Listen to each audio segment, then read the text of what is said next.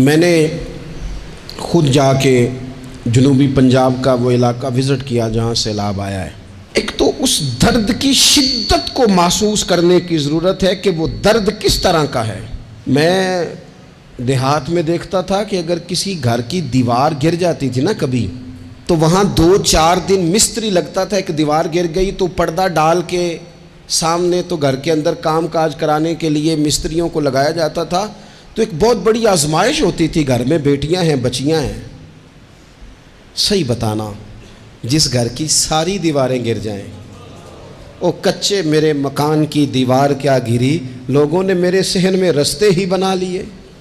عزیز دوستو، کرب کی اس شدت کو محسوس کریں۔ دیکھیں پنکھے چل رہے ہیں، اچھا ماحول ہے، یہاں بیٹھ کے تبصرہ کرنا کوئی مشکل کام نہیں، لیکن اس درد کی شدت کو محسوس کرنا کہ جب اچانک چھت ہٹ جائے، اچانک چھت ہٹ جائے اور بیٹیوں کا ساتھ ہو اور چھوٹے بچوں کا ساتھ ہو اور بوڑھے اور بیمار ماں باپ کا ساتھ ہو، تو پھر شالہ پردیسی کوئی بھی نہ تھی۔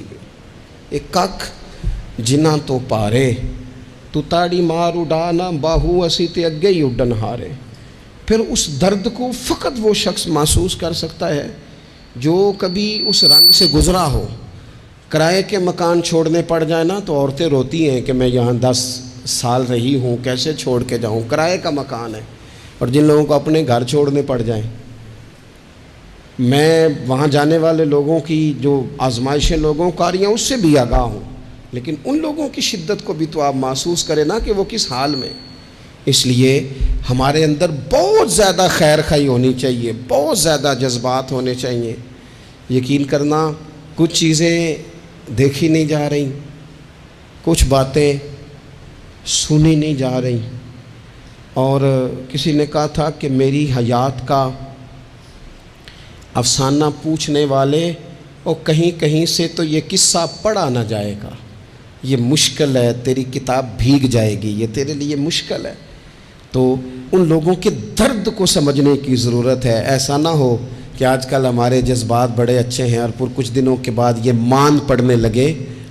ہم لوگوں نے کوشش کرنی ہے۔ میں ان کا درد بھی آپ کے سامنے رکھ رہا ہوں، اور میرا سینہ خوشی سے اس لیے بھی چوڑا ہے، میرے سنگی کافی دن جنوبی پنجاب میں رہے، کل پرسوں سے پھر انشاءاللہ دوبارہ ہمارا وہاں بھی ایک قافلہ رہا۔ میرے کچھ سنگیوں نے ڈیرہ اسماعیل خان میں بھی جا کے کچھ اپنی خدمات پیش کرنے کی کوشش کی۔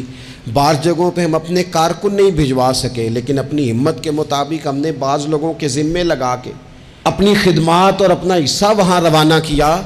سینہ اس لیے چوڑا ہے کہ غریب سے لے کر امیر تک، عالم سے لے کر تاجر تک، صوفی سے لے کر درویش تک، عام نوجوانوں سے لے کر بڑی عمر کے بزرگوں تک، آؤ دنیا والوں میرے ملک کی یہ والی تصویر بھی دیکھو۔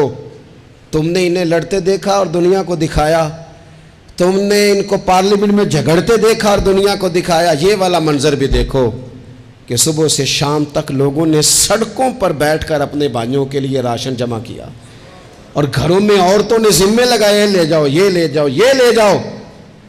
یہ جتنے مرضی بھی حالات خراب ہو جائیں، یہ قوم اس لیے کبھی بنجر دل نہیں ہو سکتی کہ یہ رحمت للعالمین نبی کی امت ہے۔